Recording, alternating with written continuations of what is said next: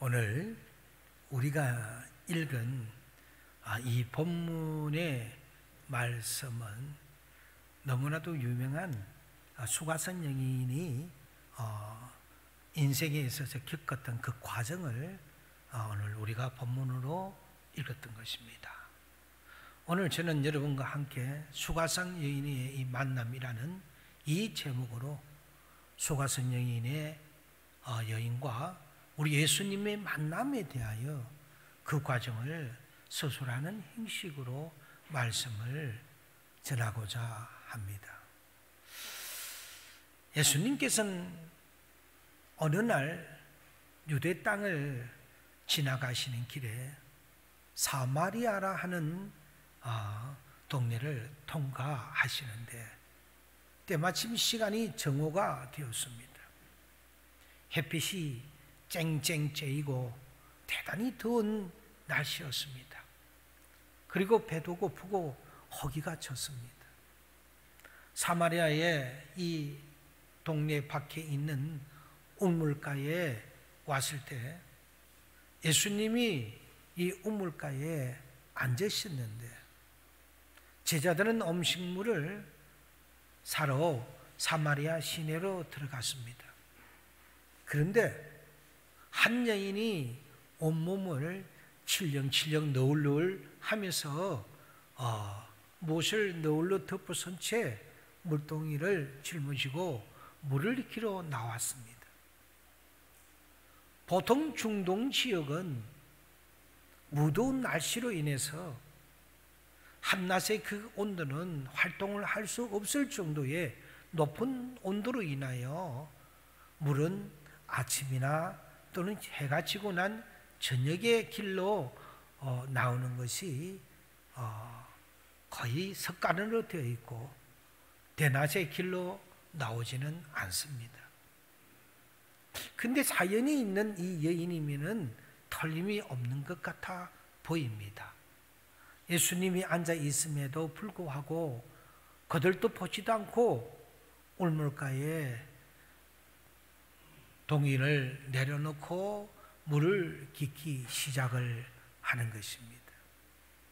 예수님이 이 여인을 보시고 물을 좀 주시오 라고 그러니까 이 여인이 희급이래 지켜 보면서 하는 말이 아니 당신은 유대인으로서 나 같은 이 사마리아 여인을 개같이 취급을 하는데 어떻게 해서 사마리아 여인에게 당신이 물을 달라고 하십니까?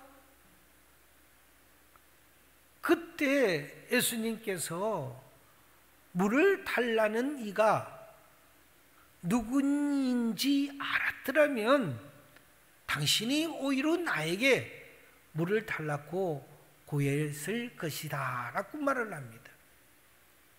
여자는 이르되 이 우물은 굉장히 깊고 물들 뚜레박도 없는데 무엇으로 당신의 물을 길어 내게 준단 말씀입니까? 반문을 합니다. 이 물은 우리 조상 야곱이 파놓은 우물이요, 그와 그 자식들이 짐승들과 같이 수십 년을 수명이 흘러 내려오면서 이 물을 먹었다고 합니다. 이렇게 이야기하니까 예수님께서 이 여인을 또 넌저시 이렇게 보시고 오늘 우리가 읽는 이 본문 말씀에 이 물을 먹는 자는 다시 목마르겠느니와 내가 주는 물을 마시는 자는 영원히 목마르지 아니한다. 내가 주는 물은 그 속에 영생하도록 솟아나는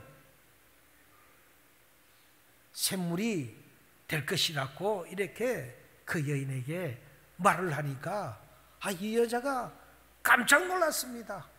듣도 못하는 말을 아니 한 이 사나이가 지쳐 보이는 사나이였지만은 이분이 오랜 여행을 물론 해서 옷도 남루하고 뭐 이렇게 지쳐 보긴 하지만은 입에서 나오는 말은 행용할 수 없을 정도로 내가 지금까지 들어보지 못한 말을 하고 있는 것입니다.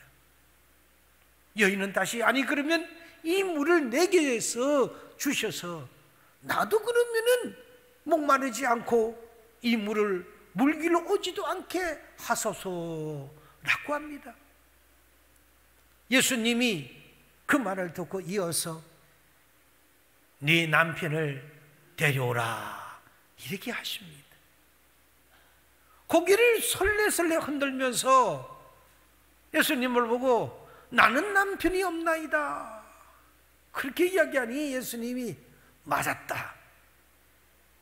너는 남편을 5이나 있었는데 다 버리고 지금은 오다 가다 만난 6번째 남자하고 살고 있다고 말씀하고 있습니다. 이 여인은 굉장히 사연이 깊은 여자입니다. 왜 이 여자가 남편을 5이나 버리고 6번째 남편하고 살고 있을까요? 저는 종종 이 여자가 지나온 과거사를 머릿속에 생각해보고 이 여자의 사연을 오늘 말씀을 들고 한번 추적해보려고 말씀을 준비했습니다. 이 여자는 틀림없이 상당히 아마 그 당시에 미모의 여자인 것 같습니다.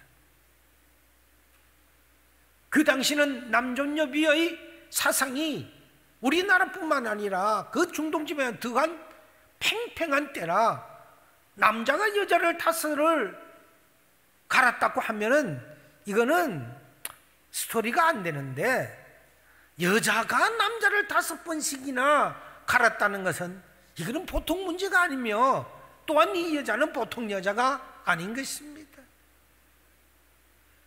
보통 인물이 좋고 또는 재색을 경비한 그런 여자가 아니고서는 남자를 마음대로 발로 차버리고 또 구하고 또 차버리고 또 구하고 그것도 한두 명이라야지 족할 것인데 5명씩이나 그렇게 했다면 이것은 보통 여장부가 아닙니다. 그런데 왜 이 여자가 남편을 5번이나 갈아채웠을까요? 제가 생각해 볼 때는 이 여자는 삶의 의미와 행복을 오직 남편을 통해서 찾으려고 한 것 같습니다. 남편 하나 잘 만나면 팔자 꽂힌다 이런 환경을 조성하려고 한 것 같아요. 그렇다면 이 여인이 어떤 여인인지에 대하여 우리는 좀 더 자세히 살펴볼 필요가 있습니다. 첫째 여인은 파랑새의 꿈을 꿔고 있는 여자였습니다. 이 여인은 삶의 환경에서 인생의 의미와 가치와 행복을 찾아보려고 했던 여인이었습니다. 그래서 좋은 신랑을 만나서 행복한 삶을 얻으면 인생이 꿀이 흐르는 삶을 살 수 있을 것이라는 기대에 찼던 것입니다. 아마 이 여자는 제일 처음에는 돈이 많고 경제력이 풍부한 그런 부자와 결혼을 했을 것이라고 추정을 해볼 수가 있습니다. 그러므로 5명이나 만난 사람들 부류에 대하여 또한 추적을 해보기로 합니다. 이 돈 많은 부자하고 결혼을 하면 좋은 집에서 많은 하인들을 거느리고 살며 호의호식하고 돈도 마음대로 쓰고 친구들과 여행도 하고 좋은 식당에 가서 맛있는 음식도 마음대로 먹고 얼마나 좋습니까? 남편하고 여행도 마음대로 다니고 정말 돈이 많은 남자하고 결혼하면 행복할 것이다 그렇게 생각을 하고 돈이 많은 남자하고 결혼을 해서 이 여인이 실제 살아보니 자신이 생각하던 그 꿈하고는 달랐습니다. 돈이 많은 남자가 돈을 많이 벌자니까 끊임없이 시간에 쫓겨서 언제 자기와 머리를 맞대고 가만히 오손도손 행복하게 밥이라도 한 끼 먹을 시간이 주어지지 않았습니다. 너무너무 바쁘게 인생을 살아가는 것이었습니다. 아침에도 모임에 나가고 저녁에는 밤늦게 술이 취해서 들어오고, 그리고 돈이 많으니까 바람기가 좀 있어서 소문들이 좋지 않게 나서 자신은 늘 속이 상하는 일이 많았습니다. 그 사람을 가만히 보니까 인생을 돈에 쫓기고 사는 사람 같았습니다. 아니, 돈에 대하여 노예가 되어서 살아간 것 같았습니다.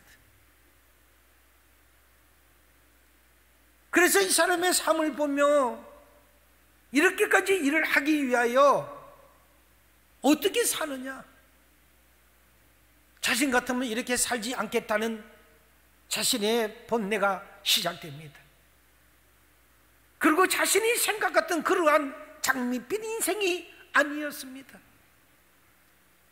그래서 더 늦기 전에 이 돈 많은 남자하고 살아서는 아무 희망이 없겠다는 생각에 그 남자를 차버리고 만 것입니다.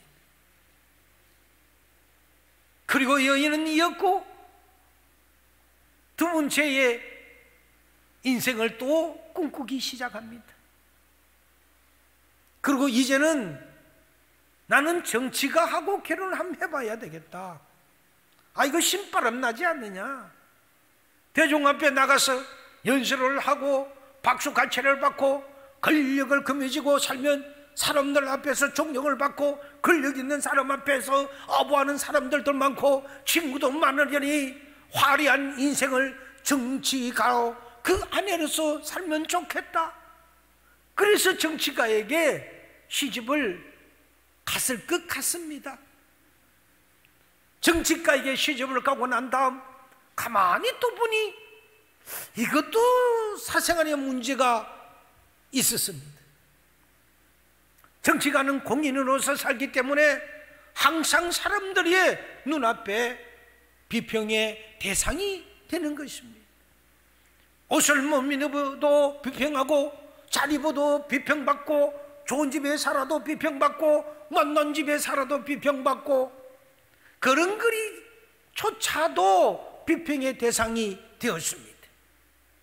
요사이 보면 유튜브나 SNS를 보면 온갖 비평의 글들이 올라옵니다. 가짜 뉴스도 많습니다. 찌라시도 많이 올라옵니다. 아주 그것들을 보면 정신이 행해질 지경입니다.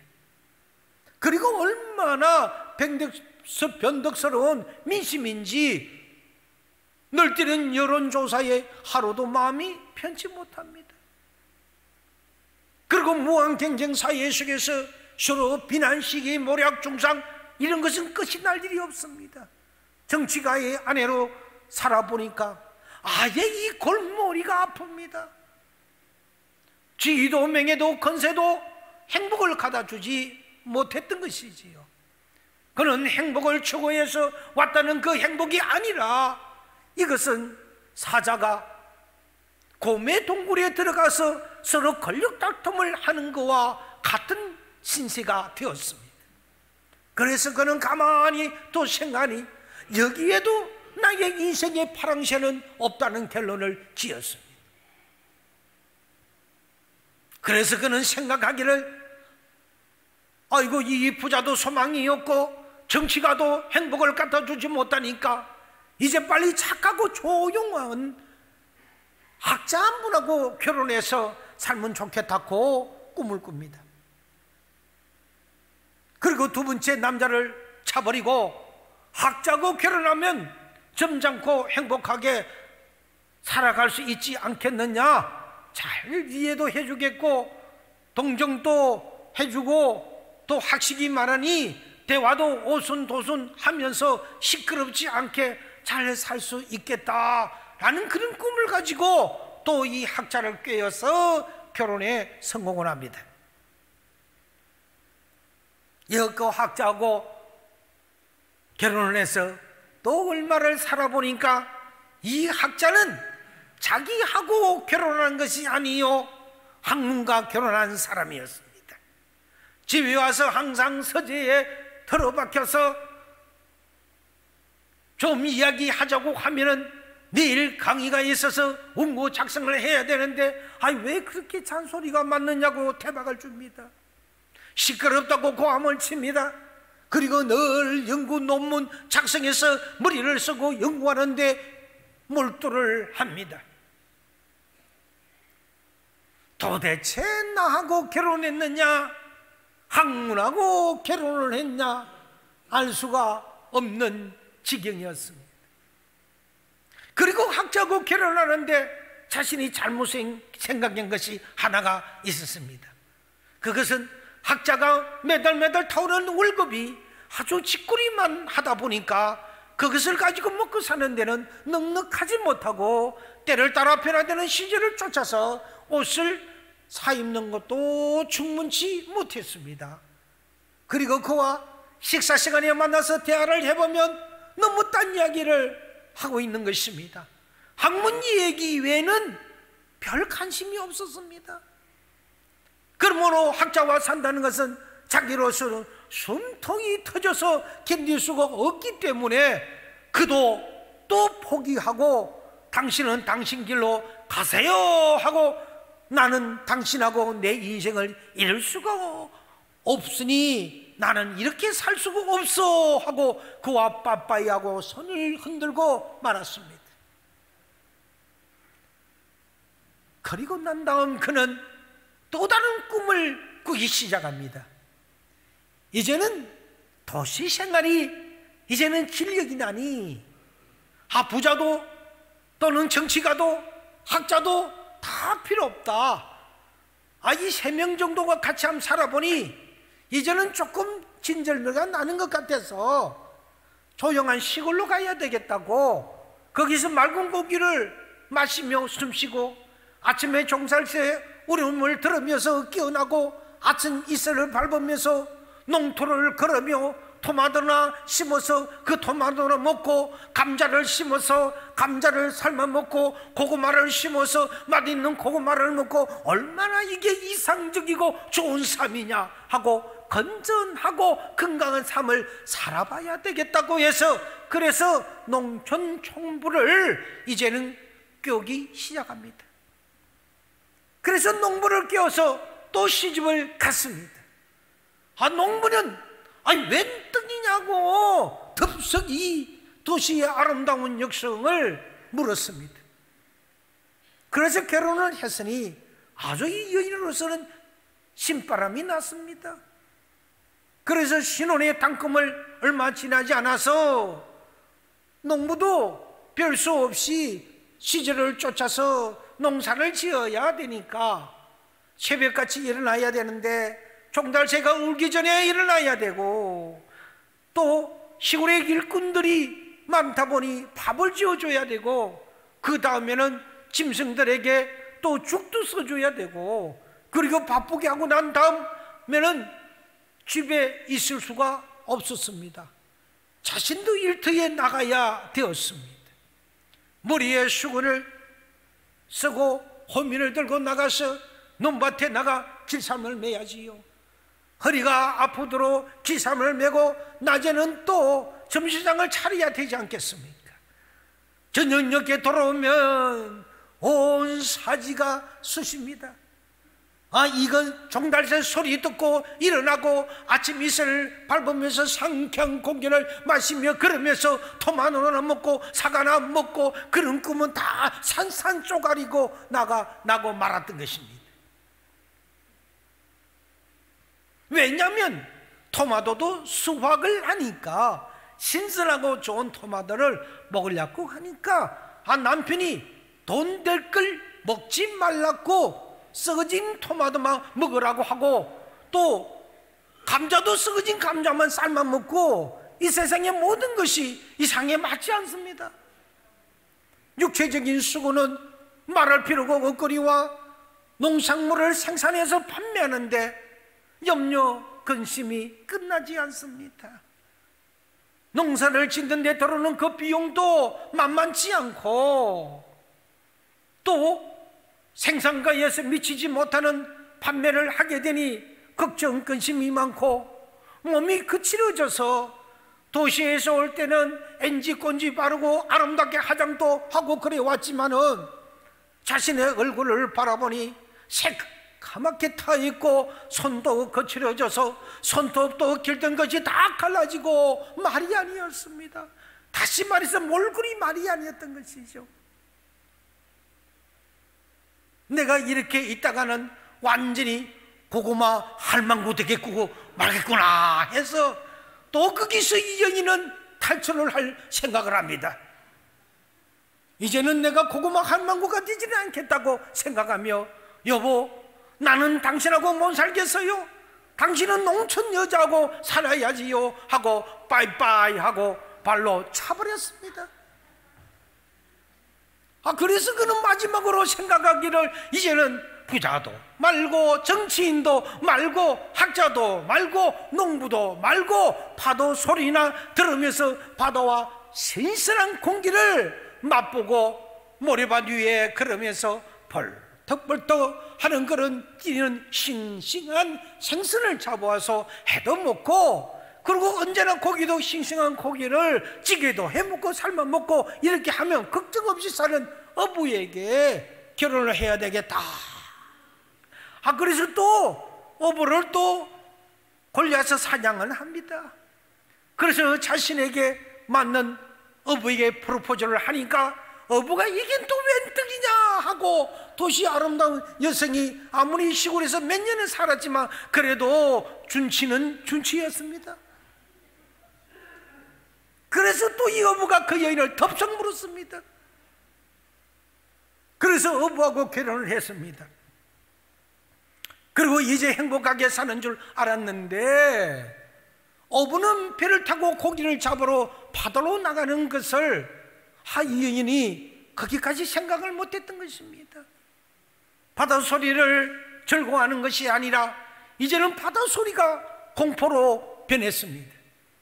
왜냐하면 기상 변화에 따라서 파도가 치면 남편 배가 침몰할까 겁이 나서 매일같이 기상대에 발표하는 기상 소리에 귀를 기울이고, 파도가 치면 자신은 그 파도 소리에 가슴을 쪼아려야만 했습니다. 늘 파도가 크게 치면 칠수록 가슴이 철렁철렁 내려앉는 것이었습니다. 또한 생선이 많이 잡힐지 안 잡힐지는 늘 불안하고, 그리고 물고기 수확이 불확실하지 않기 때문에 생활에 늘 염려가 컸었습니다. 또 남편이 잡아오는 그 싱싱한 펄떡펄떡 뛰는 싱싱한 그 생선을 해를 내서 좀 먹으려고 하니까 이 또 남편 또 눈을 뽀르게 이래 뜨면서 얘기를 합니다. 이것은 팔아야지 하면서 고기를 낚아챕니다. 그것을 먹으면 어떻게 혀 이렇게 이야기를 하는 것이에요. 잡아오다가 이미 죽은 고기 생선을 보고 이것이나 먹으라고 던져주었습니다. 아니 이럴 수가 어디에 있습니까? 그리고 남편이라고 저녁에 이부자리에 들어오는데 온통 생선 냄새와 비린내가 나서 곁에 데리고 잘 수가 도무지 없는 것이었습니다. 이런 환경은 자기가 생각하는 그런 파랑새의 꿈이 아니었던 것이지요. 오히려 불안과 공포뿐이었습니다. 하늘을 봐도 구름만 봐도 공포요, 바람 소리만 나도 공포가 들리고, 언제 배가 파산될지 남편이 무사히 돌아올지 모르고 돌아와도 늘 마음이 불안하고 이상적이지는 못했습니다. 그래서 그는 생각하기를, 얘라, 농부하고도 안 되는 것이 어부하고도 나는 인연이 없는갑다. 그렇게 하고, 여보, 당신 고기잡이 하는 사람하고 결혼을 잘 하세요. 나는 당신하고 맞지를 않아요 하고, 당신하고는 더 이상 못 살겠습니다 하고 또 발로 착 차버렸습니다. 이래서 5 남편을 바꾸고 나니까 지칠 대로 지쳤습니다. 너무나 공허했습니다. 이제 나이도 좀 먹었습니다.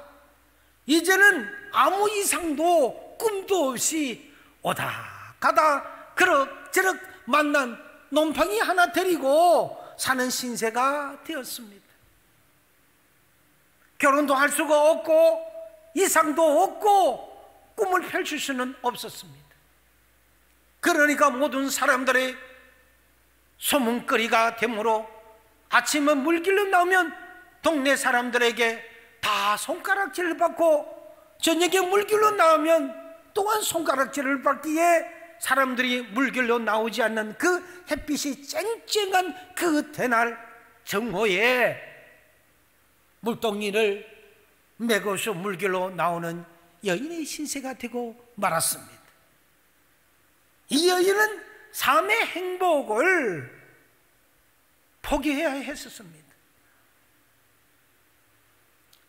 사랑하는 여러분, 환경에서 삶의 그 행복을 추구하는 것은 부자에게도 행복을 얻을 수가 없고 정치가게에서도 행복을 얻을 수가 없고 학자에게도 행복을 얻을 수가 없고 농부에게도 행복을 얻을 수가 없고 그는 어부에게도 행복을 얻을 수가 없었습니다. 이 여자는 사람을 통하여 환경을 변화시켜서 자신의 행복을 추구해보고 싶은 그 삶의 그 의지가 완전히 꺾어졌고 그런 자기의 생각이 잘못됐다는 것을 이미 알았던 것입니다. 결코 행복은 사람을 통해서 얻을 수가 없고 또한 환경을 통해서도 그 행복을 얻을 수가 없습니다. 예수님이 말씀한 것처럼 이 물을 마시며 또 너희가 목말라진다는 것입니다. 여인은 옥문물을 5번 갈아 마셨습니다. 부잣집 운물이고 정치집 운물이었고 학자집 운물이었고 농부의 운물이었고 어부의 운물이었고 다 마셔보았지만 여전히 목은 타고 해갈이 되지 않았습니다. 여러분, 6번째 남편을 거느리고 대낮에 물길로 온 그 여인의 심정이 어떠했겠습니까? 그는 마음이 아마 칼기칼기 찢어졌습니다. 그리고 자신을 후회했을 것입니다. 아이고, 내 신세가 어떻게 되었느냐고요. 그리고 허무와 그 무의미를 그는 되씹고 살았습니다. 여러분, 이 때격이 예수님을 이 여인이 만나게 된 큰 행운이 다가오게 되는 것입니다. 인간은 예수님 없이는 절망적인 존재입니다. 실존주의 그 철학자들은 인간을 3대 절망에 처한 존재라고 표현을 합니다. 죄책과 정죄의 그 절망에 처한 인간은 짐승과는 달랐어요. 모두 다 양심이 있으므로 죄책을 느끼고 사는 것이 우리의 인간입니다. 살아갈수록 부모에 대해서 잘못한 이 죄책, 남편이나 아내에 대하여 잘못한 죄책, 자식들에게 잘못한 죄책, 이웃하고 잘못한 죄, 이 살아가며 마음속에 죄책과 이 정죄의 의식만 쌓이고 이것을 없앨 수가 없는 것입니다. 사람들은 모두 다 죄책과 정죄의 절망을 가슴에 안고 삽니다. 그리고 허무와 무의미의 그 절망 속에서 허덕이고 사는 것입니다. 사람은 어디서 와서 왜 살며 우리는 그렇게 살다가 어디로 가는지를 우리는 모릅니다. 저 밖에 있는 사람들은 모르지만 그러나 오늘 이 안에 있는 우리의 서연의 성도들은 분명히 그 사실을 알 것입니다. 또한 여러분들이 너무나도 잘 알고 있는 베드로전서 1장 24절에 모든 육체는 풀과 같고 그 모든 영광이 풀과 꽃과 같으니 풀은 마르고 꽃은 떨어지되 인생 자체가 여러분 무엇입니까? 잠시 있다가 사라지는 안개와 같은 것이지요. 우리의 과거를 여러분 한번 돌아봅시다. 온 천하를 휘어잡겠다고 큰소리 치던 그 정치인들도 다 떠나가고 없습니다. 한 줌의 흙으로 변화되고 천하를 호동하던 그런 경제인들도 우리들 기억 속에서 사라져가는 것을 알고 있는 것입니다. 우리 주위에 존재하는 것들은 사라지고 우리도 다 이제 물을 향하여 달려가고 있는 것입니다. 이것이 인생입니다. 오늘 이 본문의 주인공인 이 수가성에 살아가고 있는 이 울물가의 여인만 삶의 그 절정을 느끼는 것이 아니라 모든 인생으로 태어난 사람은 죄책과 절망, 흠과 무의미의 절망, 죽음과 무의 절망을 가슴에 안고 사는 존재인 것입니다. 예시인은 말하기를 산 너머 행복이 있다기에 산을 넘어가니 또 저 너머 산 너머에 행복이 있다 하더라. 우리는 인생을 이렇게 섞고 살아온 것입니다. 행복의 무지개를 찾아 아무리 산을 넘고 달렸지만은 행복은 저 많지 멀리 있고 손에 잡히려 잡히지 않았습니다. 뭔가는 뜰 것 같은데 뭔가는 이후로가 부족해서 되지 않고 뭔가는 쌓아질 것 같은데 이 정도면 나는 어느 정도 성공한 것 같은데 어느 정도 그 성공은 깨어지고 부서지고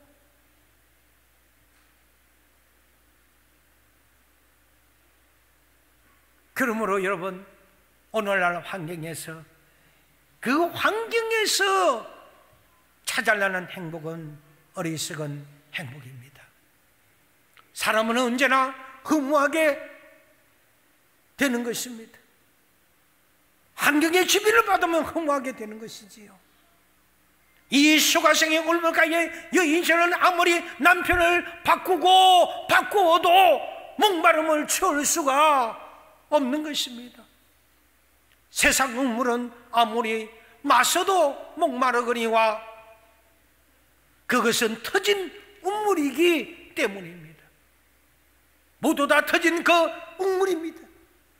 대통령 자리도 터진 음물이고요, 재벌의 자리도 터진 음물이고요, 권력과 많은 인기도 시절을 쫓지만 모두가 터진 웅덩이가 되는 것입니다. 인간이 만든 모든 지희, 명예, 건세, 부귀, 용화는 다 터진 우물이요, 다 물이 줄줄 새버리고 나중에는 바짝 말라버리는 것입니다. 이렇게 되면 우리는 나이가 들어서 내 신세가 어떻게 이렇게 되었느냐고 우리는 한탄할 때가 있습니다. 뭔가는 손에 잡혀야 되는데 잡힌 것은 아무것도 없고 우리는 예수 그분을 잡아야 하는 것입니다. 우리는 그것을 의지하는, 세상을 의지하고 환경을 의지하는 사람들은 모두 다 허무맹랑하게 되고 좌절하고 절망하게 됩니다. 소위는 예수가 없기 때문입니다. 주님 앞에 두 손 들고 나와야 합니다. 전부 여지 없어서 손 들고 회개하며 나와야 합니다. 주님, 우리를 받아주옵소서. 우리를 용서해 주시옵소서. 그래서 우리를 다시 한번더 사용해 주옵소서라는 그런 우리의 신앙이 되어야 할 것입니다. 아멘입니까? 늘 우리가 인생을 채우고 살라도 우리의 생각으로 채워질 수가 없고, 환경을 통하여 모으고 끌고 모아도 어느덧 그것이 끌고 모아진 것 같은데 나도 모르는 사이에 깨진 독이 되어서 떠내려가 버리고 말고, 인간관계도 이 정도면 될 것 같았는데 어느덧 저가 나를 모르게 배신해버리고, 세상에 수많은 것이 완전할 수가 없습니다. 우리는 이 환경을 믿고 살면 필히 우리는 실패하고 맙니다. 오직 우리는 길이요 진리이신 그 예수님만을 우리는 삶의 목표를 세우고 소망을 세우고 우리는 살아갈 때 그 예수님은 우리를 배신하지 아니하시고 언제든지 그 예수님은 우리를 사랑으로 안아주시는 우리 예수님이십니다. 말씀을 맺겠습니다. 수가성 여인은 예수님이 메시아인 것을 깨닫자 순식간에 속에서 생수가 넘쳐 흘러나왔습니다. 자신이 변화가 되어 오는 것을 깨닫게 됩니다. 여러분 속에 있는 이 예수님을 여러분은 바라보십시오. 그리고 예수님을 의지하십시오. 하나님께 그리스도를 통해서 여러분 속에 생수가 넘치도록 하나님 앞에 우리는 간청해 봅시다. 행복은 여러분 속에 들어오신 예수님께로부터 얻을 수 있다는 것입니다. 예수님 외에는 그 어떤 것도 아무것도 빛이 찬란해 보일지라도 예수님 없이는 모든 것이 다 거짓입니다. 사기입니다. 속임수입니다. 그 수가성의 그 우물가의 그 여인처럼 5번의 결혼을 하고도 실패하고 6번째 살고 있는 이 남편까지도 떳떳하게 남편이라고 소개할 수 없는 그의 처참한 그 인생이, 어쩌면 우리가 인생을 살아가면서 사업을 통하여 5번도 실패하고 6번도 지금도 완전치 못하는 그런 입장에 놓여 있습니까? 그 예수님을 만나지 않고는 우리에게는 답이 없습니다. 인격적인 그 예수님을 만나야 합니다. 그래야 자전거 그 절망에서 우리는 벗어날 수가 있습니다. 예수님이 메시아인 것을 이 여인은 깨닫자마자 그 영혼 속에 만족과 행복과 생수가 넘쳐나게 된 것입니다. 예수님만이 우리의 길이요 진리요 빛이요 소망이요 생수가 되는 것입니다. 믿음, 소망, 사랑, 그 평강과 희락은 모두가 예수님을 구주로 모심으로 여러분 생애에 태어날 수가 있는 것입니다. 예수님이 있어야 재정도 효과가 발생될 수가 있습니다. 예수님이 있어야 권력도 효과를 낼 수 있습니다. 예수님이 있어야 학문도 바르게 가르칠 수가 있습니다. 예수님이 있어야 경영도 할 수가 있으며 농사도 지을 수 있으며 예수님이 믿고 물고기 잡으러 나가면 베드로가 그랬던 것처럼 배가 그 고기로 인하여 파손이 됐을 정도로 엄청난 고기를 잡은 것처럼 우리는 예수님 믿고 세상에 살면 복이와 영화와 공명도 축복이 될 수가 있는 것입니다. 예수님 없는 것은 다 터져버린 웅덩이가 되는 것입니다. 정상처나 어디에도 주님 없이는 하나도 행복을 그 속에 담을 수가 없습니다. 어디에도 그 행복을 느낄 수가 없습니다. 주의 이름으로 부디 축원드립니다. 우리 서연의 성도님들 모두들이요 오직 인격적인 주님을 만나며 주님 앞에 간청드려서 우리의 인생을 한번 배나 한번 시켜봅시다.